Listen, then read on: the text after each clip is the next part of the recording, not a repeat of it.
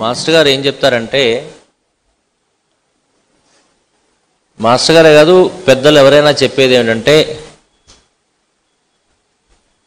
మనకి ఎంత తెలుసు అనేది మన ఎప్పుడూ కాపాడదు. మనం ఏమి చేసాము అనేది మనని కాపాడుతుంది, లేదా మనని పాడు చేస్తుంది. అంతే కదా? ఆచరణశీలి అయినటువంటి వాడికి, ఆచరణశీలి అంటే తెలిసింది ఆచరిద్దాం అనుకున్న వాడికి తెలుసుకోవటం అంతా వాళ్ళలోనే ఉంటుంది. ఆచరించడం మొదలు పెడితే కావాల్సింది వస్తూ ఉంటుంది. పొద్దున మనకి చెప్పారు, ఒక్కసారి మనం ఈ ప్రకృతిని చూస్తే ఒక పిచ్చుక కానీ ఒక పావురం కానీ అది గూడు కడుతుంది చూడండి. అది సివిల్ ఇంజనీరింగ్ చదువుకొని మన దగ్గర ఎంటెక్ స్ట్రక్చరల్ ఇంజనీరింగ్ చేసి దాంట్లో గోల్డ్ మెడల్ వస్తే కూడా అది యాజ్ ఇట్ ఈజ్గా చేయడం కష్టం ఒక్కడైతే గనక. దానికి వాడు కొంత సాఫ్ట్వేర్, చాలా సాఫ్ట్వేర్ను ఉపయోగించి కొన్ని పారామీటర్స్ దాంట్లో ఫీడ్ చేస్తే ఆ సాఫ్ట్వేర్ డెవలప్ చేసి ఒక గూడును క్రియేట్ చేస్తే ఆ గూడును కట్టేవాడు ఇంకొకడు ఉంటాడు. దానికి చాలామంది కావాలి. అటువంటిది ఒక పావురం ఆ గూడును కడుతుంది చూడండి. ఒకసేపు చూసారో లేదో, కళ్ళు తెరిచి ప్రకృతిని చూస్తే కనుక మనం ఎన్ని వింతలు కనపడతాయి. ఎంత ధైర్యం వస్తుందంటే, నాకేంటిగా ఇంత ఇటువంటి సృష్టిలో నేనున్నాను, నాకేంటి అనే ఒక ధైర్యం కూడా వస్తుంది. అది చాలా కింద స్ట్రక్చర్ బేస్ గట్టిగా ఉండటం కోసంగా అది గట్టి పుల్లల్ని ఏరుకొచ్చి కింద ముందు పెడుతుంది. అదొక షేప్లో తీసుకొస్తుంది. ఆ తర్వాత మెత్తటివన్నీ తీసుకొచ్చి పెడుతుంది. దాని తర్వాత ఫెదర్స్ తీసుకొచ్చి దాని మీద వేస్తుంది. తర్వాత మీద గుడ్డు పెడుతుంది. ఆ గుడ్డు కూడా ఎంత హైట్లోంచి పడితే అది పగలకుండా ఉంటుందో చూసి అంత హైట్లోంచి పెడుతుంది. గుడ్డు లోపల పిల్ల తయారవుతుంది. అది చూడండి, అసలు సృష్టి చూస్తే ఇంకా అసలు మనం అంత విజ్ఞానం అంతా కూడా మన కళ్ళెదురు కనపడుతూనే ఉంది. అటువంటి కోడి గుడ్డు చూస్తే ఒకవేళ ఆ కోడి గుడ్డు కొంచెం పెద్దగా ఉండదు, అర్థమైంది. పావురాల గుడ్లు ఎక్కువ చూడలేదు కాబట్టి కోడిలోకి వచ్చా, వేరేంలే, గుడ్డంతా ఒకటే. ఓకే, కోడి గుడ్డు చూడండి. ఆ కోడి గుడ్డు పెట్టి దాన్ని హ్యాచింగ్ చేస్తుంది. హ్యాచింగ్ అంటారు కదా, పొదుగుతుంది అంటారు. దాని మీద కూర్చుంటుంది కొంతకాలం. దానికి ఇంత టెంపరేచర్ మెయింటైన్ చేయాలి, ఎవరు చెప్పారు? అది హ్యాచింగ్ చేసిన తర్వాత దానికి తెలుసు దాంట్లో లోపల పిల్ల తయారైపోయిందని. దానికి ఎక్కడ వాచ్ ఉంది. మనం నిమిషం ఇప్పుడు ఇందా 22 x 12 అంటే ఎవ్వరని చెప్పలే. మొబైల్ లేదు, క్యాలిక్యులేటర్ లేదు దగ్గర. దానికి ఏం వాచ్ ఉంది, ఏం క్యాలిక్యులేటర్ ఉంది, నేను ఎంతసేపు కూర్చున్నాను ఏం తెలుసు. దానిలో పిల్ల తయారైంది. ఇక చూడండి అన్నిటికన్నా గమ్మత్తు, తల్లి గర్భంలో పిల్ల తయారవుతుంటే దానికి umbilical కార్డ్తోని మనకు ఒక నాభి ద్వారా ఒక కనెక్షన్ ఉంటుంది, దానికి అన్ని వెళ్తుంటాయి అంటారు. మరి కోడి గుడ్డు పెట్టిన తర్వాత గుడ్డులో ఏం కనెక్షన్ ఉంది? అసలు ఆక్సిజన్ ఎక్కడి నుంచి వస్తుంది ఆ షెల్ లోపలికి? చూసే కళ్ళుంటే ఇవన్నీ కనపడతాయి. అసలు మనం ఇవన్నీ వదిలేసి ఏదేదో బతికేస్తున్నాం. దానివల్ల మనకి ఏమి తెలియట్లే. ఆ కోడి అందులో పెట్ట చిన్నది చిక్ తయారైన తర్వాత ఆ చిక్కి తెలుసు నేను ఎక్కడి నుంచి కొడితే అది పగులుతుంది, ఎటువైపు కొడితే నేను బయటికి రాగలే దారి ఏర్పడుతుందని. ఆ గుడ్డుని కనుక ఇలా ఉన్న గుడ్డుని మధ్యలో ఇలా కొట్టకుండా ఇక్కడెక్కడ కొట్టింది అనుకోండి, అది అందులో నుంచి బయటికి రాలేదు, బొక్క ఏర్పడుతుంది, బయటికి రాలేదు. అందుకని ఎక్కడ కొట్టాలి అని చూసుకొని కరెక్ట్గా ముక్కుతోని ఆ ముక్కు తయారవుతుంది లోపల, దానికి కొడితే అది ఓపెన్ అయితే బయటకు వచ్చేస్తుంది. సో ఎంత సృష్టిలో ఎంత గొప్ప ఎన్ని విషయాలు దాగున్నాయి, ఎంత ఎదురుగా ఎన్ని ఉన్నాయి. మరి మనకెందుకో భయం. చూద్దాం. ఆ కోడి గుడ్డు 3 పెట్టింది. మళ్ళా టింగరోడు ఒకడు ఏం చేశాడంటే ఆ 3 గుడ్లు పెట్టిన దాని నుంచి ఒక గుడ్డు తీసేసి ఒక బాతుగుడ్డు పెట్టాడట. అక్కడ 3 కోడిగుడ్లోంచి ఒక తీసేసి ఒక బాతుగుడ్డు పెట్టాడట. ఆ 3 అది హ్యాచ్ చేసింది అనుకుందాం. 3 పిల్లలు బయటకు వచ్చాయి. వచ్చిన వాటితోని అది ట్రైనింగ్ ఇస్తుందిగా, తల్లి ఇస్తుందా లేదా? పిల్లలకి చెబుతాం, మన అమ్మ నాన్న మనకి చెప్పినట్టుగా దానికి చెప్తోంది, నాన్న మనం ఇలా ఉండాలి, మన ఆహారం ఇది, మనం ఎక్కువ ఎత్తు ఎగరలేము, ఒక ఆ కాకిని చూసి గద్దను చూసి నువ్వు మురిసిపోకు, నువ్వు కూడా నేను అలా ఎగురుతాను అనుకునేసి నేను తినేవాడు దగ్గరికి వస్తే అప్పుడు ఎగురుతానులే నెమ్మదిగా అనుకో, మాకు ముందే జాగ్రత్తగా ఎగురు, నీ కెపాసిటీ ఇది, నీ పరిస్థితి ఇది, నీకు 2 కాళ్ళు ఉంటాయి, నువ్వు నీళ్ళలో పోవాకు, మునిగిపో చచ్చిపోతావు, నువ్వు ఈత కొట్టలేవు, నువ్వు బాతువు కావు అన్ని చెబుతుంది ఆ 3 పిల్లలకు కూడా. అందులో ఎవరున్నారు, ఒక బాతు పిల్ల కూడా ఉంది, దాని పిల్లలే 3 నేర్పింది. కానీ ఒకరోజు నీళ్ళ మడుగు వస్తుంది, 3 నడుచుకుంటూ వెళ్తుంటాయి, 3 పిల్లలు 3 నడుచుకుంటూ వెళ్తున్నారు ఆడుకుంటూ, నీటి మడుగు వస్తుంది, ఆటోమేటిక్గా బాత వెళ్ళిపోయి దాంట్లో ఈత కొట్టుకుని బయటికి వెళ్ళిపోతుంది. అవునా?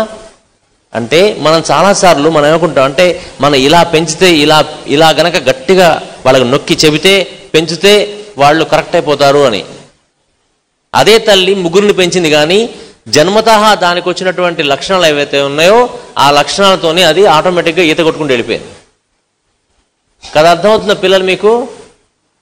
సో కాబట్టి మనం మార్చుకోవాల్సినవి ఇప్పుడిప్పుడు పైన మనం నేర్చుకునే అలవాట్లు కంటే జన్మతః మనలో కొన్ని వస్తాయి. అటువంటి వాటి దాకా వెళ్తే తప్ప మనలో ఉన్నటువంటి మనకున్నటువంటి ఎడిక్షన్స్ అని, దుర్గుణాలని, కోపతాపాలని, జలసి అని, ఇవన్నీ పైన మనం వేషాలు వేసి కాసేపు ఏదో ముక్కు పట్టుకొని తపస్సు చేయగానే కొన్ని రోజులు మంచిగానే ఉంటాం. ఇప్పుడు క్లాసు విన్న కాసేపు బాగానే ఉంటాం, మళ్ళీ కొంచెం బయటికి పోగానే మనం మారిపోతున్నాం కదా, ఒక అరగంటలో మారిపోతున్నాం మనం. సో కాబట్టి కరెక్షన్ జరగాల్సింది ఈ పైన జరిగే వాటికంటే మన లోపల ఉన్న వాటిలో కరెక్షన్ జరగాలి. అందుకనే స్వామి ఏం చెప్తారు, సత్యసాయి బాబా ఏం చెప్పారంటే ఒక ఇంటర్వ్యూలో, ఇంటర్వ్యూలు కాదా కావాల్సింది మీకు, ఇంట్రావ్యూ కావాలన్నారు, లేకపోతే అంతర్వ్యూ కావాలన్నారు. అందరినీ ఇంటర్వ్యూలు చేస్తుంటాం మనం, మీరు ఎట్లా సార్, మీరు ఎలా నేర్చుకున్నారు హోమియోపతి, అసలు మాస్టర్ గారు మీరు ఎలా చేయగలుగుతారు, ఇన్ని వాళ్ళెవరో చేశారు అన్ని చేశారు, మనం ఎలా చేయగలుగుతాం అనేది మన లోపల నుంచే తెలుస్తుంది మనకి. మన కరెక్షన్ మన అందరిలో లోపల నుంచి జరగాలి. సో అంతర్వ్యూ కావాలి మనకి, కరెక్షన్స్ అన్నీ అక్కడే జరగాలి. అందుకనే వ్యాధి కూడా ఎక్కడ కరెక్ట్ చేయాలనుకున్నాం, ఇన్విజిబుల్ ఆర్గాన్స్లో కరెక్ట్ చేయాలనుకున్నాం. అవి ఎక్కడున్నాయి, కనపడకుండా ఉన్నాయి, మనలోనే ఉన్నాయి.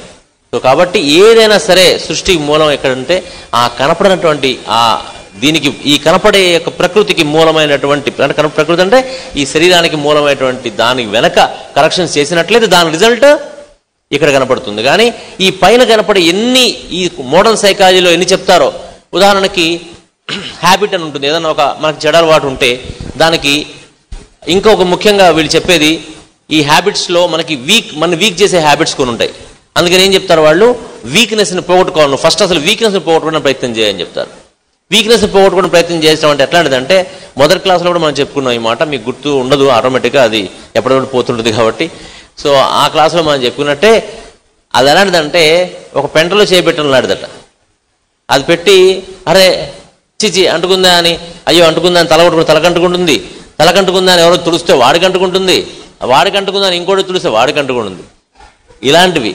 ఇది కాకుండా మాస్టర్ గారు లాంటి సీర్స్ వాళ్ళేం చెప్పారంటే, మనకున్న దుర్గుణాల మీద కాన్సన్ట్రేట్ చేయకుండా, అది ముందు పోగొట్టుకోవాలని పట్టించుకోకుండా ఒక మంచి పనిని పట్టుకొని దాని మీద మన దృష్టిని పెట్టినైతే కనుక అప్పుడు ఆటోమేటిక్గా ఆ దుర్గుణాలు మాయమైపోతాయి అని చెప్పారు. దానికి ఉదాహరణ ఎలా అంటే, దానికి మాస్టర్ గారు ఒక సినిమాకి వెళ్దామా కాసేపు, నేను సినిమా పెట్టలేదు మాస్టర్ గారు, సినిమాకి వెళ్దాం చూద్దాం, చూసే ముందు సినిమా హాల్కి వెళ్ళాలి కదా, వెళ్ళామట. స్క్రీన్లో లేదు సినిమా, నా వైపే చూడండి, సినిమాకి వెళ్ళామట. వెళ్ళగానే సినిమా హాల్లో కూర్చున్నాం, టికెట్ తీసుకొని అంతా అయిపోయింది. ఎండాకాలం, వాడు అప్పుడే ఏసీ ఆన్ చేయడు పొద్దున్నే, ఫస్ట్ వెంటనే వాడు పక్కన స్నానం ఎప్పుడు చేశాడో తెలియదు, సల్ఫర్ వాడు, మీరు హోమియోపతి చెప్పారు కదా సల్ఫర్ వాడు స్నానం చేయడం చెప్పారా మీ క్లాస్లో, అట్లాంటి సల్ఫర్ వాడు కూర్చున్నాడు. మనమే ఆలస్యం కాలము, మనం 3 సార్లు స్నానం చేసి వెళ్తాం. సో ఆ పక్కన ఒక సల్ఫర్ వాడు కూర్చున్నాడు, వాడి దగ్గర వాసన వచ్చేస్తుంది, యువతల పక్క ఎవడో తెగ సోదు పెట్టేస్తున్నాడు. ఇలాంటి వాతావరణం ఉంది అక్కడ. ఈ కుర్చీ ఏమో ఆ కింద కుర్చీకి ఒకవైపు ఆ నట్టు ఊడిపోయి అది ఇట్లా ఊగుతుంది, కొంచెం వెనక్కి వెళ్దాం అనుకుంటే ఇట్లా అయిపోతుంది. తర్వాత చేయి పెట్టుకుంది, కాస్త కూర్చుందారంటే దానికి సీల బయటకు వచ్చి ఉన్నది, ఆ స్పాంజ్ పోయి. ఇన్ని బాధలు పడుతున్నాం, ఏంట్రా అంతా అనిపిస్తుంది. ఈలోగా సినిమా స్టార్ట్ అయిపోయింది. సినిమా చూస్తూ ఉన్నా. ఆ చూస్తున్నంతసేపు నేను ఈ పక్కన వాసన వచ్చేవైపు వంగుతూనే ఉన్నాను, ఇటు బాతకాన్ని కొట్టేవైపు వెళుతూనే ఉన్నాను, ఈ కింద శీల మీద చేయబెడుతూనే ఉన్నాను, వంగుతున్న ఇలా ఊగుతున్నటువంటి ఆ కుర్చీ మీద కూడా ఏం తెలియట్లేదు. ఎందుకు? నా దృష్టి అంతా ఇప్పుడు ఇవి లేవా, ఉన్నాయి, కానీ అవి యాక్టివేట్ అవ్వవు. ఇక నా దృష్టి అంతా నేను చూసే దాని మీద ఉంది కదా. అలాగే మనందరం కూడా మనకున్న దుర్గుణాల పట్ల ఎక్కువ ఆలోచన చేయకుండా దాని ప్లేస్లో అదే సమయంలో మనకి తిక్కబుట్టే సమయానికి మనం ఇంకో పని పెట్టుకోవాలి. ఎగ్జాంపుల్, నేను తిక్కలోనని చెప్పా కదా, నేనేం చేసేవాడిని అంటే చిన్నప్పుడు అందరు పిల్లలు, నా వయసు పిల్లలందరూ బజార్లు తిరిగేవాళ్ళు, సైకిల్ వేసుకొని బజార్లు తిరిగేసి ఏవో సినిమాకి వెళ్ళేవాళ్ళు, ఫ్రెండ్స్ అని అక్కడిక్కడ తిరుగుతుండేది. నాకు ఉండేది తిరగాలని, కానీ తిరిగితే పాడైపోతామని తెలుసు. అందుకని నేను ఏం చేసేవాడిని అంటే సాయంత్రం పూట అదే సమయానికి, అంటే మనకి తిక్క రేగుతుంటే ఒక ఉంటుంది అగ్రవేషన్ టైం ఉంటుంది ఒకటి, ఆ టైంకి ఏం చేసేవాడిని అంటే సైకిల్ నేను కూడా తీసుకునేవాడిని, నేను కూడా బయటికి వెళ్ళేవాడిని. కానీ వెళ్ళి ఏం చేసేవాడిని, స్ట్రైట్కి వెళ్ళి లైబ్రరీకి వెళ్ళేవాడిని. 1.5 కిలోమీటర్ 2 కిలోమీటర్స్ ఉండేది. వాళ్ళలాగా నేను వాళ్ళ పర్స చూసుకుంటూ వెళ్ళేవాడిని మంచిగా. అప్పుడు మిరపకాయ బజ్జీ కొనుక్కొని తినేవాడిని. కానీ వెళ్ళేది అక్కడికి డైరెక్ట్గా లైబ్రరీకి వెళ్ళి కూర్చునేవాడిని. లైబ్రరీకి వెళ్ళి కూర్చొని అంటే బలవంతాన వెళ్ళిన బజారు తిరగడం అయింది, అక్కడికి వెళ్ళి లైబ్రరీలో కూర్చున్నాం. లైబ్రరీ వాడిని బంద్ చేసేదా కూర్చునేది. ఎందుకంటే లైబ్రరీలో ఒక సబ్జెక్ట్ బుక్స్ ఉండవు, అన్ని రకాల బుక్స్ ఉంటాయి.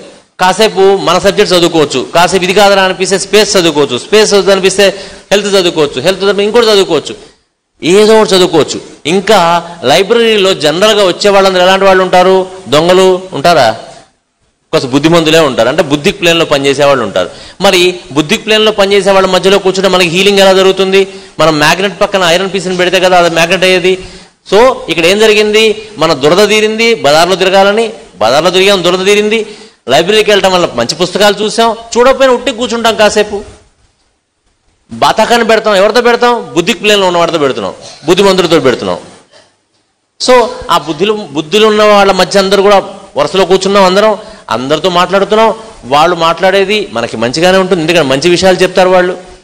అలాగే వాళ్ళలోంచి ఒక మనకి చెప్పక ఇండక్షన్ వస్తూ ఉంటుంది, మంచి వాళ్ళలోంచి వస్తూ ఉంటుంది. సో రాత్రి దాకా 11 దాకా 12 దాకా కూర్చొని వెళ్ళేది. సో ఏమైంది ఇక్కడ, మనం ఆ హ్యాబిట్ని మనం కూడా తిరిగేవాడు. అది కనుక ఆ ఆలోచన రాకపోయింది, అది ఆచరించకపోయింటే తప్పకుండా మనం కూడా వీళ్ళ ఫ్రెండ్స్ లాగా తిరిగి ఉండేవాడినేమో. మరి అప్పుడు ఎలా ఉండేదో తెలియదు కదా. సో ఇలా మనం ఎవరికి వాళ్ళం డిజైన్ చేసుకోవాలి మన లైఫ్లో. నాకున్నటువంటి తేడాలు ఏమిటి, నన్ను ఇబ్బంది పెట్టేటువంటి గుణాలు ఏమి నా దగ్గర ఉన్నాయి, ఇవన్నీ మనం లిస్ట్ అవుట్ చేసుకొని వీటిని ఎలా పోగొట్టుకోవాలనే దాని మీద వర్కౌట్ చేయకుండా దానికి ఆల్టర్నేట్గా ఒక మంచి హ్యాబిట్ క్రియేట్ చేసుకోవాలి. మాస్టర్ గారిది పవర్ ఆఫ్ హ్యాబిట్ అని ఒక లెక్చర్ ఉంది, అది వినండి. మనందరం వినాల్సిన పవర్ ఆఫ్ హ్యాబిట్ అని ఒక లెక్చర్ ఉన్నది. అందులో ఇవన్నీ క్లియర్గా ఇచ్చారు మనకి మాస్టర్ గారు. We have to hijack the habit అన్నాడు. మన మైండ్ని ఎప్పుడు కూడా మాస్టర్ గారు అని చెప్పారు కదా, కోతి లాంటిది ఇది. మనకి మెడిటేషన్ చెప్పారు కదా, కోతి లాంటిది ఇది, అది అటు ఇటు తిరుగుతుంటుంది. దాని అందుకని ఎక్కడ చేయమని చెప్పారు, దీనికి కథ చెప్పారన్న మాస్టర్ గారు. అంటే నేను అనుకోకుండా కింద మందులు ఇవ్వాల్సి వచ్చి కిందకి వెళ్ళిపోయాను, వినలేదు. నిన్నేమన్నా కథ చెప్పారా మాస్టర్ గారు దీని గురించి? అది ఇందులో దీని గురించి ఒక కథ కూడా చెప్తారు మాస్టర్ గారు. ఈకే గారు చెప్పారు కథ. ఏమిటంటే ఒక నాలాంటి వాడికి ఏదో బాగుపడాలి, చాలా గొప్ప విషయాలు చేయాలి అనిపించట వాడు ఒక గురువు గారి దగ్గరికి వెళ్ళాడు. గురువుగారి దగ్గరికి వెళ్ళి, గురువుగారు నాకు ఒక విద్య ఇవ్వండి, సో దట్ నేను ఏదనుకుంటే అది అయిపోవాలి, అట్లయితే నేను ఎంతో మంచి పనులు చేయగలుగుతాను, చాలా చేయగలుగుతాను, నాకు ఒక మంచి విద్య ఒకటి ఇవ్వండి. అంటే అలా ఉండదయ్యా, నువ్వు కష్టపడి పని చేసుకోవాలి, చేయాలి, కానీ అట్లా ఏం విద్యలు ఉండవు, ఇట్లా అనగానే ఇట్లా వచ్చేది ఏముండదు, చేయాలన్నట్ట. కాదని వెంటబడుతుంటే, సరే నా దగ్గర ఒక విద్య ఉంది, దాంతో ఒక మంత్రం ఉంటుంది, అది తెల్లవారుజాము నువ్వు 4ంటికి స్నానం చేసుకొని కూర్చొని ఈ మంత్రం చదివితే అది కొన్ని రోజులు నువ్వు గనక సాధన చేయాలి, ఇలా చేయాలి, చేస్తే కనుక నీకు ఒక భూతం లాంటిది ఒకటి ప్రత్యక్షం అవుతుంది, పెద్ద జైంట్ ప్రత్యక్షం అవుతుంది. అక్కడంతా వినే ఉంటారు కదా పిల్లలు, మీరు కూడా విన్నారా? అందరు విన్నారా? అసలు ఇదే వినలేదు, ఏం చెప్పారు? సరే మళ్ళీ ఒకసారి విన్నాం. ఆ ప్రత్యక్షం అవుతుంది, నీకే పనైనా అది చేసి పెడుతుంది అని చెప్పారు. కాకపోతే ఇంకో మాట ఏం చెప్పాడంటే, ఆ భూతాన్ని మాత్రం ఎప్పుడు పని చెప్తూ ఉండాలట. అది పని చెప్పకపోతే ఏం చేస్తుంది? వెళ్ళిపోతే గొడవ లేదు, మన తినేస్తుంది. అది వెళ్ళిపోతే పోయింది, ఏముంది, మళ్ళీ పిలుస్తాం, మళ్ళీ గురువుగారు మళ్ళీ ఒకసారి పిలుస్తాం, మాత్రం వేసి వాడు వస్తాడు. అందుకని కథ విన్నా సరిగ్గా అర్థం కాలే కాబట్టి మళ్ళీ చెప్పుకోవాలి. ఓకే, విన్నాం కానీ అర్థం కాలే, ఆచరణలో లేదు, ఎందుకు దండగా 10 సార్లు చెప్పుకోవాల్సిందే. సో ఆ భూతం అట ఏమిటి, పని చెప్పకపోతే ఎవడు పిలిచాడో వాడిని తినేస్తుంది, వేరే వాళ్ళని తినదు అది. ఎవడు పిలిచాడో వాడిని తినేస్తుంది. పని చెప్తే చేస్తూ ఉంటుంది, చాలా బాగా చేస్తుంది. ఏం పర్లేదు, బోర్డు పనిసారి మామిడి పొద్దులు ఒంటిలో పడి వస్తుంటుంది. ఈ బోర్డు పని ఉంది మా ఇంట్లో, ఆఫీసులో బోర్డు పని ఉంది, ఏం పర్వాలేదు పంపించండి అంటాడు. వద్దురా నువ్వు, అది చాలా కష్టం అంటే ఏం పర్లేదు అంటాడు. తీసుకుంటాడు, మంచి సాధన చేస్తాడు, మంత్రం చేస్తాడు, అక్కడే కూర్చొని సాధన చేస్తాడు. ఇంకెక్కడ బోర్డు వెంటనే చేసిన కాసేపటికి ఆ మంత్రం అనగానే వచ్చేస్తుంది భూతం. ఇలా వస్తూ వస్తూ ఏముంటుంది అది, పని పని అని మీదకి వస్తుంటుంది. అంటే పని 3 సార్లు 4వ సారి చెప్పలేదా, వీడు అయిపోయాయి గాయబ్. అరే చెప్తా ఉండు భయ్, ఎందుకు కంగారు పడతావు, మా ఇంటికి తీసుకెళ్ళి నన్ను అంటాడు. హిమాలయాలు ఎక్కడ, మన విశాఖపట్నం ఎక్కడ, వాడు కనీసం 3 రోజులు పడుతూ ఉంటే ఇట్లా విశాఖపట్నంలో ఉంటాడు. అలా బాగా చేస్తున్నావు పన్ను, శబాష్, గుడ్ బాయ్ అనే లోపల పని పని అని ఉంటాడు. అవునా, ఓకే ఓ పని చేయి, మా ఆవిడ బట్టలు తూతున్నట్టుంది వెనక, ఆ బట్టలను ఉతికేసి రాపో అని అంటాడు. అలా వచ్చి ఉతికేసా సార్, ఆరేసావా, ఆరేసాను సార్, మడత పెట్టావు, ఆరబెట్టి మడత కూడా పెట్టా అంటాడు. అయిపోయింది, చెప్పడమే ఆలస్యం అయిపోయింది. ఊరిని బాగా స్పీడ్ ఉన్నావా నువ్వు, సరే కాస్త నాకు మంచిగా ఆకలి అవుతుంది, మంచి భోజనం వండి పెట్టాను. అయిపోయింది సార్, తినండి అంటాడు.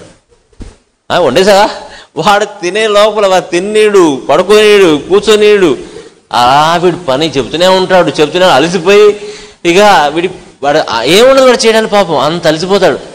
అరే నాయన నువ్వు ఆ హిమాలయాలు తీసుకుపోరు నన్ను వరకు, హిమాలయాలు తీసుకెళ్తాడు.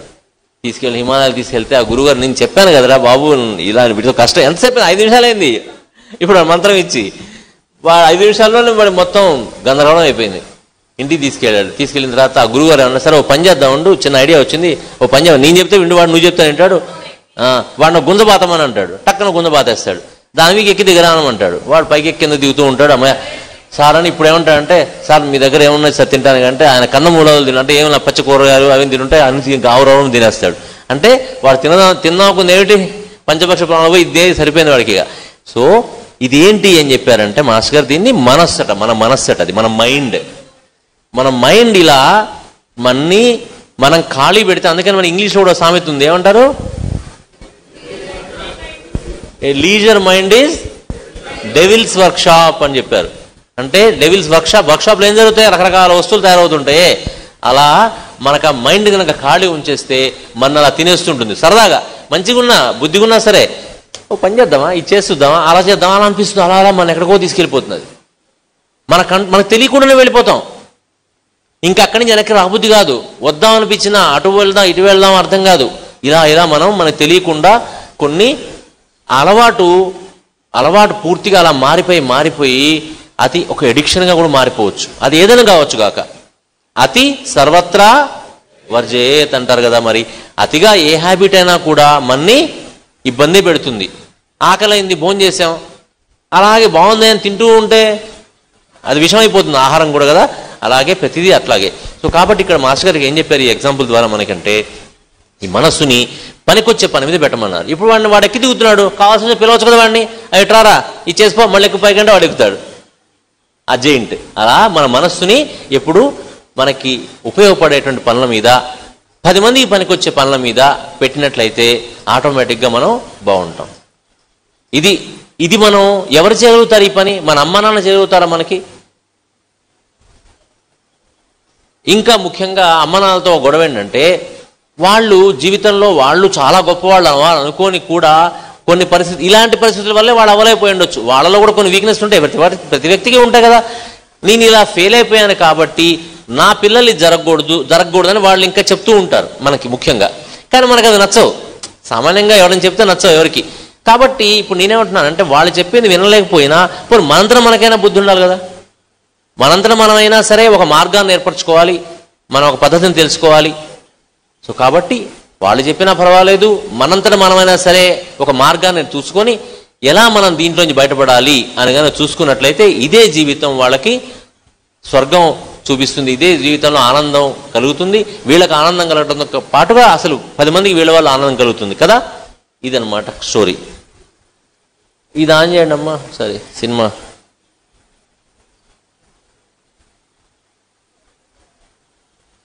పాయింట్స్ టు పాండర్ అని పెట్టాను. ఇదొకటి. మనకి పొద్దున్న మాస్టర్ గారు ఆహారం గురించి కూడా చెప్పారు. పొద్దున నిన్న రోజు చెప్తున్నారు. ఒకటి విషయం వినండి. హోటల్లో మనం వెళ్ళి ఒక 5 స్టార్ హోటల్ కావచ్చు, 7 స్టార్ హోటల్ కావచ్చు, చాలా జాగ్రత్తగా వాడు అందులో వచ్చేస్తాడు. మనం జనరల్గా మనకి సైన్స్ చెప్పేది ఏంటంటే ఆహారం తింటే ఏమొస్తుంది? బలం వస్తుంది. మనమైతే నిద్ర వస్తుంది అంటాం, తిని ఉంటాం కాబట్టి. మామూలుగా ఆహారం దేనికోసం తింటాం? బలం కోసం తింటాం, శక్తి కోసం తింటాం. ఎందుకు వస్తుంది శక్తి ఆహారంలో నుంచి అంటే దాంట్లో విటమిన్స్ ఉంటాయి, ప్రోటీన్స్ ఉంటాయి, అవి ఇవి అన్నీ ఉంటాయి, మినరల్స్ ఉంటాయి అని చెప్తారు, అందుకని వస్తుంది అనుకుంటాం కదా. ఇవన్నీ టేక్ కేర్ చేసుకొని ఒక మంచి బ్యాలెన్స్డ్ డైట్ హోటల్లో మనకి చేసి పెడతారు. ఉదాహరణకి 10 రోజులు మనం ఇక్కడ ఉండే బదులు ఒక హోటల్లో ఉన్నాం, అక్కడ పెద్ద న్యూట్రిషనిస్టులు ఉంటారు, మనకి అడుగుతారు, సార్ మీకు ఫలానా వ్యాధి ఉందా, ఫలానా ఉందా, మీ వెయిట్ ఎంత, గెయిన్ ఎంత అన్ని అడిగేసి మన కోసం ప్రత్యేకంగా వంట తయారు చేసి పెడుతుండొచ్చు కాక. ఒకసారి ఊహించుకోండి, ఆ రకంగా మన కోసం మనకు ఆహారం తయారు చేసి పెడుతున్నారు. 10 రోజులు మనం అక్కడ ఉన్నా 2 రోజులు మనకి ఆహారం రుచిస్తుంది, కానీ 3వ రోజు 4వ రోజు నుంచి అది రుచించకపోగా పొట్టలో నొప్పి రావటమో, విరోచనాలు అవటమో, వాంతులు అవటమో, లేదా ఇంకో ఇబ్బందో వస్తూ ఉంటుంది. ఇది చాలామందికి అర్థమైన విషయమే. ముఖ్యంగా పెద్దవాళ్ళకి ఆ మీటింగ్స్కి వెళ్తూ ఉంటే హోటల్లో 10 రోజులు ఉండాల్సి వస్తే వాళ్ళ అన్నీ మన ఇంట్లో కంటే అనిపిస్తుంది, అమ్మాయ వీడ పోయిందిరా బాబు ఇవాళ ఇక్కడికి వచ్చాం. వాడు పొద్దున్నే టిఫిన్ అంటే మామూలుగా ఒకటి ఉండదు అక్కడ. ఇటుపక్క మొత్తం కాంటినెంటల్ ఐటమ్స్ పెడతాడు, అటుపక్క అంతా పండ్లు, ఇటుపక్క జ్యూసులు, ఇటుపక్క ఏం కావాలి సార్, దోశ కావాలా, ఇడ్లీ కావాలా, పూరీ కావాలా, ఆమ్లెట్ కావాలా, అసలు ఏం కావాలి అడిగి పెడతాడు. 2 రోజులు ఎంత బాగుంటుందంటే అసలు మనకి ఇంట్లోంచి వచ్చాను హాయిగా ఉందని అనిపిస్తుంది. అలా అన్నీ తింటాం, మన రకరకాల తింటాం, లిమిట్గా తిన్నాం, అతిగా కూడా ఏం తినలే, నేను అన్ని లిమిట్గానే తిన్నా. కానీ 3 రోజులు 4 రోజులు పోయే వరకల్లా పొట్ట అప్సెట్ అయిపోతుంది, నీరసంగా కూడా ఉంటుంది. కారణం ఏంటంటారు మీ ఉద్దేశంలో? అవి కూడా ఏం లేకుండా పెట్టండి, అడిగేగా వాడిని, డోంట్ వాంట్ ఆనియన్ గార్లిక్ అన్నాను. నాకు బుద్ధి కూడా ఉంది కాబట్టి అక్కడ ఉన్న వాటిలో ఆనియన్ గార్లిక్ లేనిది తిన్నా, నాకు బుద్ధి కూడా ఉంది కదా, అందుకని ఆనియన్ గార్లిక్ లేనిది తిన్నాను నేను వెతుక్కొని. చాలా ఐటమ్స్ ఉన్నాయి అక్కడ, బినా ప్యాజ్ లసూన్ చాయ భయ్ అన్న అంటే వాడు అలాగే ఇచ్చాడు.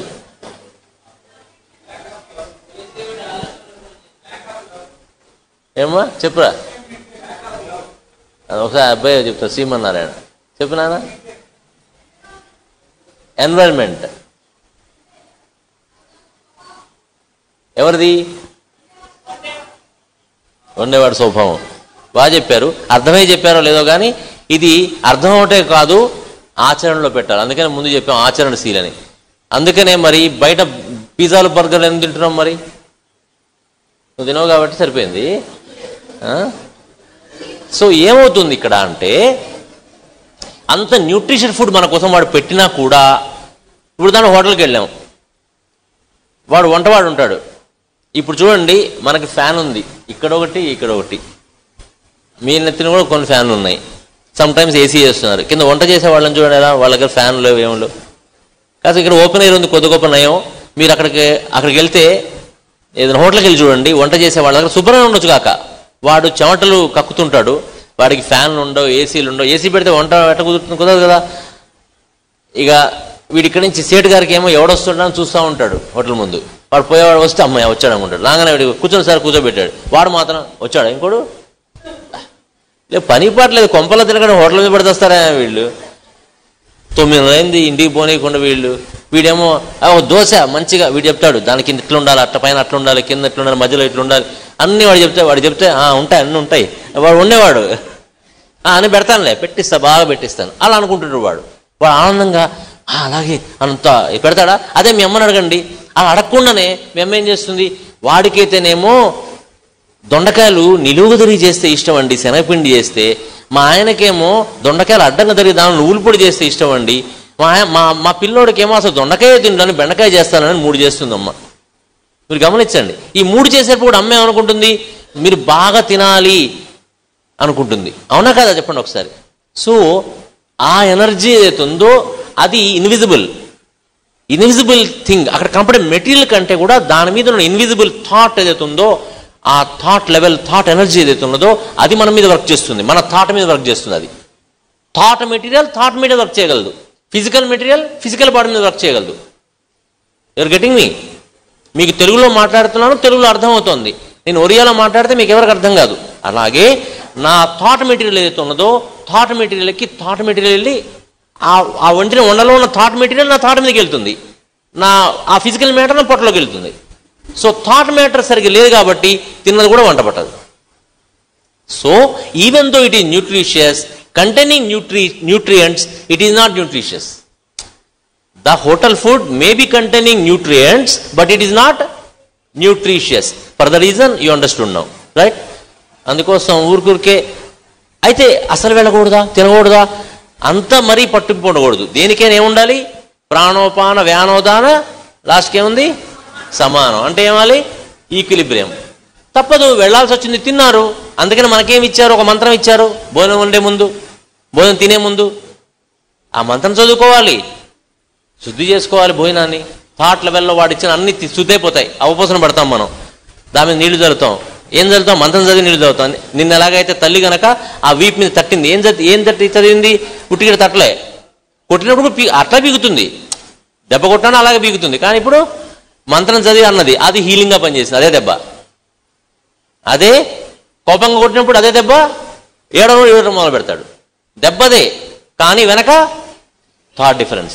ఇక్కడ వాడిని భయపడ్డవాడిని తను హీల్ అవ్వాలనుకుంటూ ఆ పైన ఉన్నటువంటి ఆ థండర్ స్టామ్స్కు ఉన్నటువంటి మాస్టర్ ఎవరుతున్నాడో ఆ మాస్టర్ని తలుచుకొని తన వీపుని ట్యాప్ చేసింది. వాడు ఏడుపాపాడు. ఎవడు ఏడుపాపాడు గుర్తుందా? నిన్న ఎగ్జాంపుల్ వాడు ఏడుపాపింది, కొత్త క్యారెక్టర్. అది గుర్తుపెట్టుకోవాలన్నీ. అందుకని ఉదాహరణల ద్వారానే పెద్ద పెద్ద విషయాల్ని మనం తెలుసుకుంటున్నాం. సో అలాగే ఇక్కడ కోపంతో ట్యాప్ చేస్తే వాడు ఇరిటేట్ అవుతాడు. సో కాబట్టి every physical action is preceded by A mental thought which is invisible. It carries with us as if my aura is also coming along with me, as if electron charge also carried away with the electron. To be frank, electron is not at all there, it is only charge. Even though we are also nothing, not there, we are only charge. అది కొంచెం higher level of thinking. So ఇది అర్థమైంది కదండి. So కాబట్టి ఇది, so మనం ఆరోగ్యంగా ఉండాలంటే ఈ రకమైన థాట్ ప్రాసెస్ మనకు ఉండాలి, ఇటువంటి అలవాట్లు మనకు ఉండాలి. అందుకనే వేపుళ్ళు ఎందుకు తినొద్దని పొద్దున చెప్పారు. వేపుళ్ళలో అమ్మ చేసి పెట్టినా సరే ఆ ఆహార పదార్థం ఏదైతే ఉన్నదో అదేమైంది? నూనెలో చచ్చిపోయి శవమే. అది అనుకుంటుంది నన్ను చంపుకొని తింటున్నావారా అనుకుంటుంది. అది తింటే మనకి ఆకలే వస్తుంది. ఏం కళ వస్తుంది? శవ కళ వస్తుంది. అట్లా అన్నమాట. జీవ కళ పోయి శవం కళ వస్తుంటుంది మనకి. అందుకనే జీవించిన వాడి తిన అవట ఆహారంగా మనకు ఆహారంగా మారటానికి అవి నా జన్మ ధన్యమైంది అనుకుంటాయట ఆ మొక్కలు. ఆహా, ఈ మానవుడికి నేను ఆహారంగా వెళ్తున్నాడు, వాడి నన్ను తిని నన్ను ఆహారంగా తీసుకొని తను వృద్ధి చెంది 10 మంది పనికొచ్చే పని చేస్తాడు కదా అనుకుని మన పొట్టలోకి వెళ్తారు. మనం ఏం చేసే తర్వాత సంగతి కానీ పాప అది మాత్రం అలా అనుకుంటుందట. దాన్ని వేయించి నానబెట్టి ఎంత అమ్మైనా సరే అలవాటు చేస్తారు. అది వద్దురా నాన్న వద్దురా అన్నాడు. కాసేపు ఏముంటుంది? వేటం బీగుతుంది 2 కదా. సో అంత మంచి అమ్మాయిని బీగుతుంటే మరి ఆ మొక్క కూడా ఆహారంగా కావాలని జన్మ తీసుకున్నటువంటిది కూడా దాన్ని వేయించగానే నూనెలో దాంట్లో కోపం వస్తుంది. దానికి కూడా అది మనం తింటే ఏమవుతుంది? మన లోపల కూడా అటువంటి యాజిటేషన్స్ వస్తాయి. మైక్రో ఓవెన్లు ఎందుకు పెట్టకూడదు? మాస్టర్ గారు చెప్పారు. ఎందుకు పెట్టకూడదు? ఏమవుతుంది? దాంట్లో ఆ మాలిక్యూల్స్ ఏవైతే ఉంటాయో దాంట్లో అవి చాలా యాజిటేట్ అయిపోతుంటాయి. ఇట్లా ఇలా ఇలా. హీట్ అంటే ఏంటి తెలుసా? హీట్ అంటే nothing but agitation of molecules. ఇట్లా మూవ్ అవుతుంటే హీట్ పుడుతుంది, ఫ్రిక్షన్ పుడుతుంది. ఇలా ఇలాంటి ఫ్రిక్షన్ పుట్టినట్టుగా. సో గ్రాడ్యువల్గా హీట్ చేసిన వండిన పదార్థంలో ఉన్న ఎనర్జీ లెవెల్స్ చాలా ఎక్కువ. అందుకని పూర్వం కుంపట్లో వండినప్పుడు ఆ ఎనర్జీ చాలా గొప్పగా, చాలా మంచి ఎనర్జెటిక్గా ఉండదు ఆ ఫుడ్. ఎందుకంటే ఏదైనా సరే అండి, ఒక మాలిక్యూల్కి కానీ ఒక మనిషికి కానీ ఏదైనా గ్రాడ్యువల్గా చేస్తే తెలియని కూడా తెలియదండి. ఎగ్జాంపుల్, ఒక వ్యక్తిని 2 ఎగ్జాంపుల్ చెప్తాను. ఒక వ్యక్తిని బాత్ టబ్లో పడుకోబెట్టారట. బాత్ టబ్ అంటుంది కదా, అందులో పడుకోబెట్టి నీళ్లు దానికి సిస్టమ్ ఏముందంటే ఆ బాత్ టబ్కి ఆ నీళ్ళని హీట్ చేయగలదు అనమాట. హీటర్ ఉంది దాని చుట్టూతా. దాంట్లోపల ఫస్ట్ నేను పడుకున్నప్పుడు around 34 degree centigrade of water ఉంది. బాగుంది. తర్వాత స్లోగా నేను ఒక హాఫ్ అన్ అవర్కి ఒక 2 degrees పెంచా. The rate of increase is very gradual. 34, 36 అయింది హాఫ్ అన్ అవర్కి. ఇంకొక హాఫ్ అన్ అవర్కి 38 అయింది. అలా అలా అలా నేను 50 degrees 60 degrees కూడా తీసుకెళ్తున్నా. కానీ వాడికి మాత్రం ఎలా ఉందంటే కంఫర్టబుల్నే ఉంది. కానీ లేచి బయటకు వచ్చి తోలం తుడిపోయింది.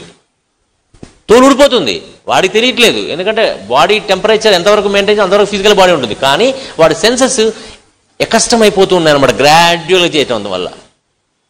అందుకని గ్రాడ్యువల్గా ఏది చేసినా తెలియదు దానికి. అలాగే ఇక్కడ వంట వండినప్పుడు అందులో కూరగాయలను కూడా గ్రాడ్యువల్గా హీట్ చేసినప్పుడు దానికి ఆ నొప్పి ఫీలింగ్ ఉండదు. So that transforms into energy, into positive ఎనర్జీగా పనిచేస్తుంది మనకు. అది దాన్ని ర్యాపిడ్గా హీట్ చేసినప్పుడు ఏమవుతుందంటే ఇట్ ఫీల్స్ ద పెయిన్. అదే టెంపరేచర్ని 60 degreesని 2 minutes తీసుకెళ్ళామనుకోండి, ఎగిరి గంతు బయటకు వచ్చేసేవాడు. You're getting me the logic behind it. So ఏదైనా సరే నెమ్మదిగా రావాలి, మనకి స్లోగా రావాలి. ఓకేనా? అలా గ్రాడ్యువల్గా మనకు వచ్చినప్పుడు అది. అందుకనే మైక్రో ఓవెన్లో ఏమవుతుంది, మీకు మన బయట హీట్ చేయాలంటే కనీసం ఒక 10 నిమిషాలు పట్టేది అక్కడ 10 seconds 20 seconds హీట్ అయిపోతుంది. అది ఎందుకు? ర్యాపిడిటీ. ఆ ర్యాపిడిటీ వల్ల there will be agitation in the molecules. They are agitated. Such agitated food when we take in, our inner molecules will get agitated. Then we develop slowly agitation that leads to cancer. Got me? అందుకోసం మనం తినకూడదు. ఎందుకు చెప్తున్నా అంటే, లేకపోతే సైంటిఫిక్గా మనకు అర్థం కాకపోతే మేము చాలా సైన్స్ చదువుకున్న వాళ్ళం, పాశ్చాత్యంగా పచ్చారు కాబట్టి అలా చెప్తారులే, ప్రపంచం తినట్లేదా అనుకుంటాం. ఈ రోజుల్లో క్యాన్సర్ కేసెస్ ఎంత ఎక్కువగా పెరిగిపోయాయంటే, మేము వైద్యం మందులు ఇస్తున్నాం కాబట్టి తెలుసు. 9 ఏళ్ల పిల్లలకి క్యాన్సర్స్ అనేవి వస్తున్నారు. 8 ఏళ్ల పిల్లలకి 9 ఏళ్ల పిల్లలకి క్యాన్సర్ అంటే అసలు చెప్పండి ఎంత అడ్వాన్స్ అయిపోయాం మనం. అది ఈ సినిమాకి వెళ్ళొచ్చాం ఆల్రెడీ, ముందే సినిమాకి వెళ్ళాం. ఇక్కడ ఎడిక్షన్స్ గురించి మాట్లాడుకున్నాం. ఇప్పుడు టైం ఎంత అయింది బాబు? ఎవరు చూస్తున్నారు టైం? 35, ఇంకో 25 minutes. ఓకే,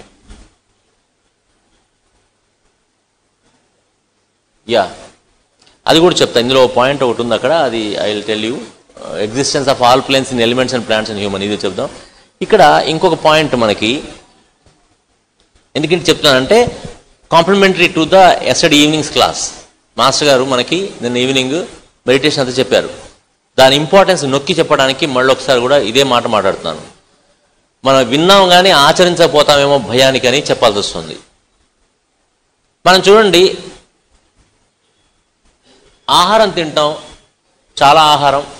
సామాన్యంగా మనం ఆహారం మనందరం తినేది ఆ కూరగాయల బండి మీద ఉన్నటువంటి వంకాయలు కానీ ఏదున్నా సరే వాటిలలో ఒక 100 కిలోలు పోస్తుంటే దాంట్లో 1/4 కిలో కొంటాం మనం. ఆ 1/4 కిలో ద బెస్ట్ కొనుక్కొచ్చుకుంటాం, అవునా కదా?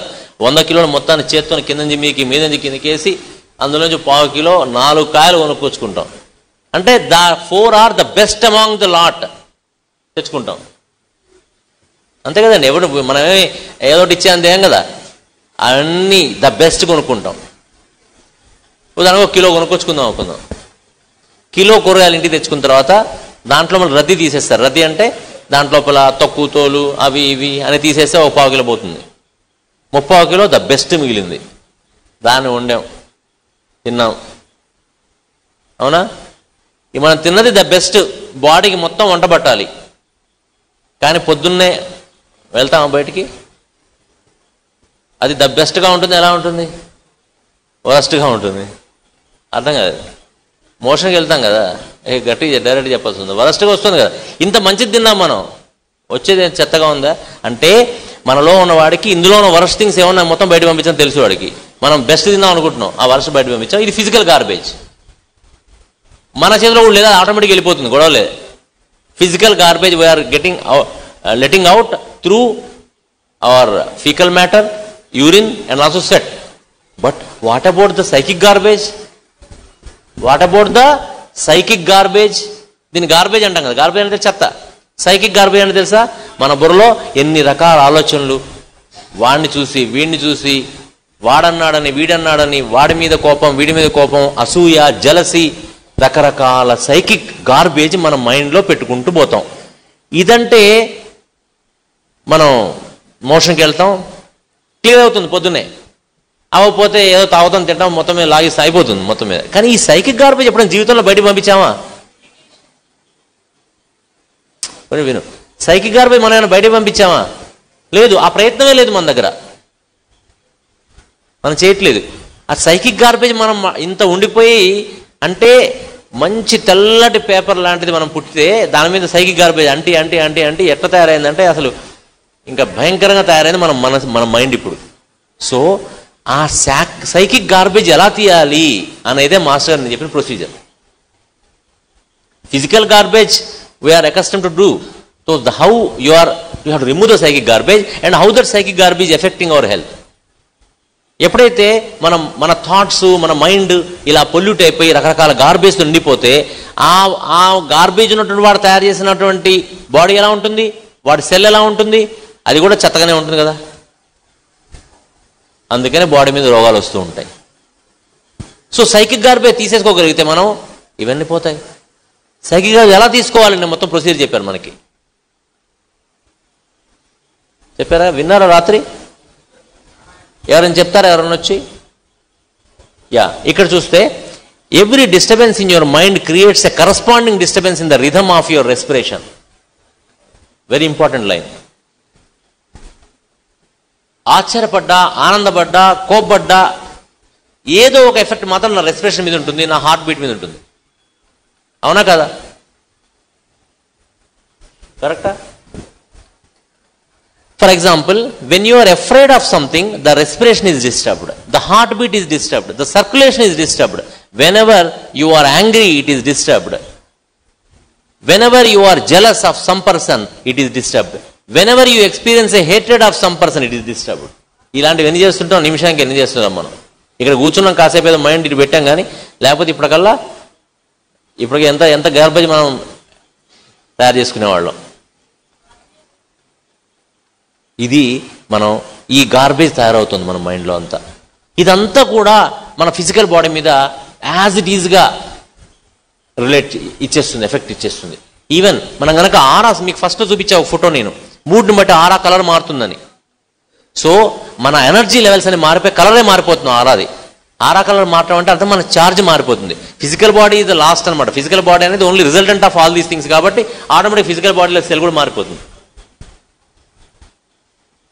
So when the daily routine of our man-made activity is causing thousands of disturbances in the respiration during the day, what is the use of trying to control your respiration with violence?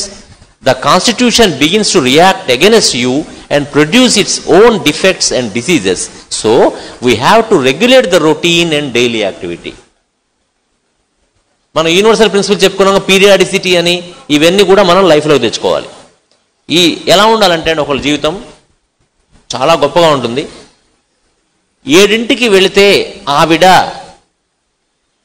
పూజ చేస్తూ కనపడతారు, 6ంటికి వెళితే వీడు prayer చేస్తూ కనపడతాడు, 12ంటికి వెళితే వీడు paper చదువుతూ కనపడతాడు, 4ంటికి వెళితే వీడు పడుకొని కనపడతాడు. ఏదో ఒకటి మనకు అట్లా ఉండాలన్నమాట లైఫ్. ఇక్కడ క్వశ్చన్ వస్తుంది, సార్ మీరు చెప్తారు నా జీవితం నా చేతుల్లో ఉందా అని. వెంటనే మనకు అది వచ్చేస్తుంది,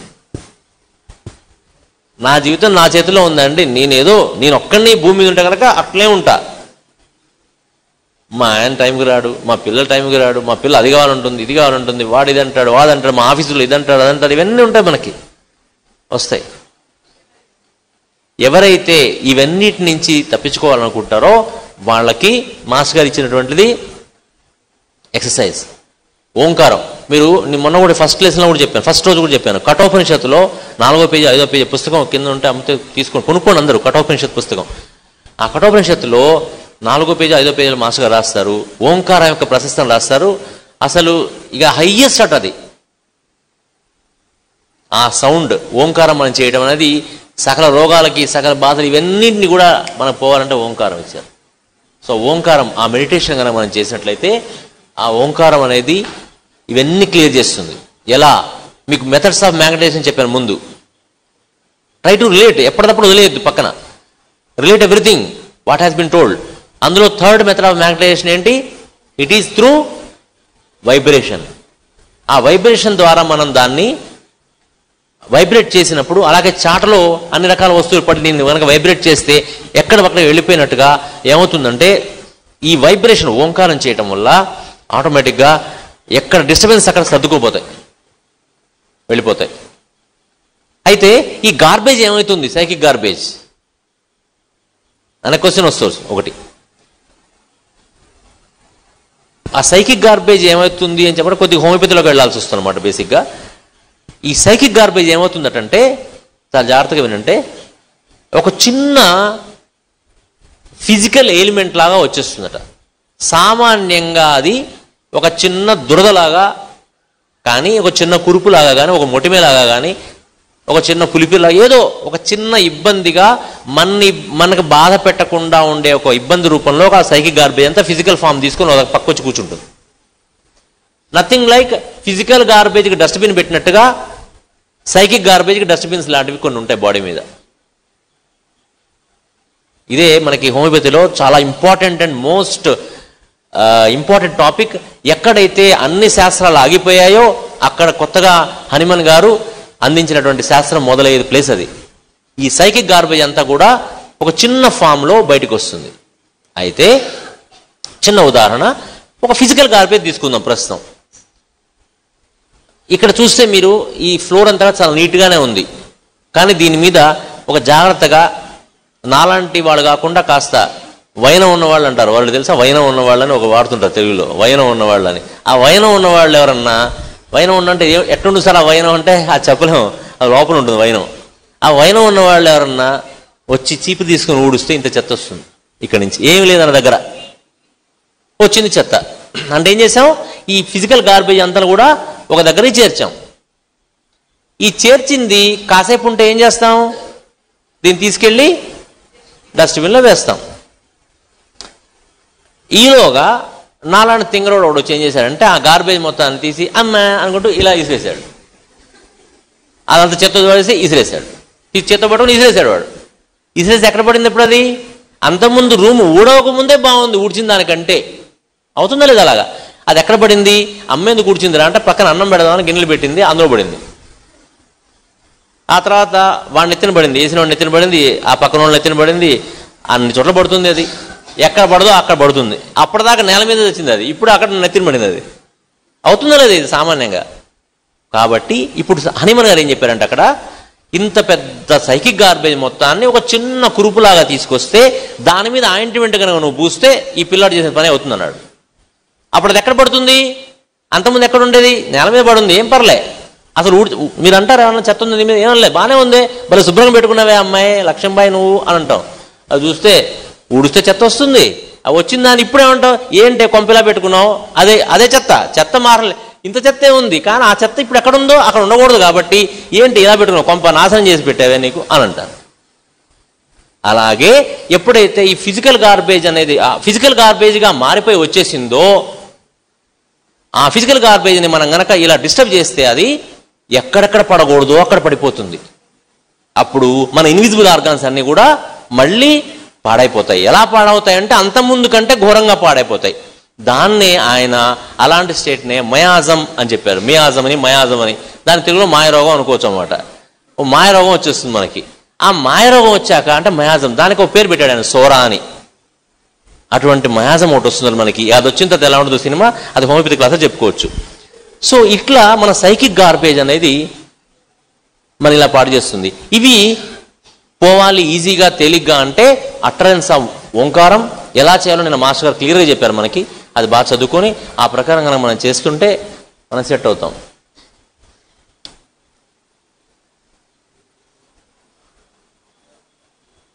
ఇందులో లాస్ట్ పాయింట్కి వస్తే existence of all planes in elements, plants, animals and human.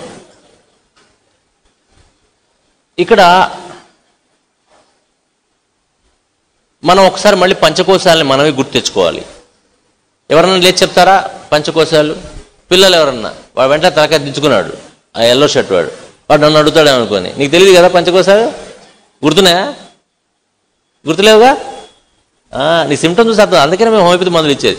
వాడు టక్కన ఇప్పుడు ఇంతమంది చూసాక వాడు వెంటనే వాడు చూడండి వాడి మెర్క్యూరీ ఎట్లుందో, నన్ను అడుగుతానే వాడు తెలీదు, అడిగితే మళ్ళీ అని ఏం చేస్తే వీడి కింద తలకాయ పెట్టి కూర్చున్నాడు ఇట్లా టక్మని. నన్ను వాడిని అడిగే చూసాను నీకు వచ్చా అంటే రాదన్నాడు. ఇదే దివ్యదృష్టి అంటారు, దీన్నే దివ్యదృష్టి అంటారు. నెప్ట్యూన్ బాగుంటే అలా కనపడతాయి. వాడు రాదు, వాడు క్లాస్లో ఉండడం వాడికి అర్థం కాదు పాపం. అది అర్థమయ్యే మనం చెప్పలే అనుకోవాలి మనం.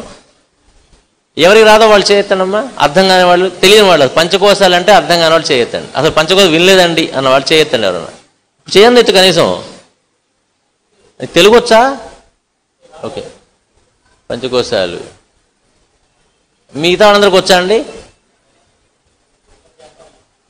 సరే నువ్వు రానా, నువ్వు చెప్పు లేచి.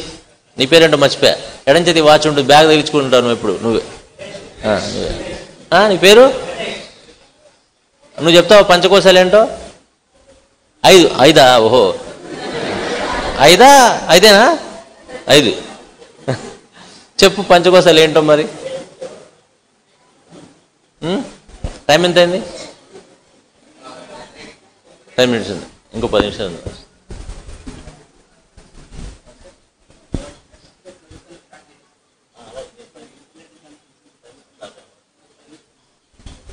సో పంచకోశాలు ఏంటో గుర్తున్నాయి కదా?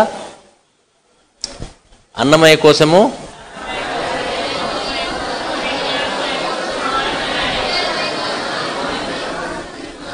ఏదో వెళ్ళిపోయింది. సో మీరు ఇదందరూ రాసుకొని గుర్తుపెట్టుకోండి. ఎందుకంటే మన హోల్ క్లాస్ కాదండి, జీవితం అంతా దీని మీద నడుస్తుంటుంది. అందుకనే ఇది మోస్ట్ ఇంపార్టెంట్ పాయింట్. అందుకనే 10 సార్లు అడిగేది.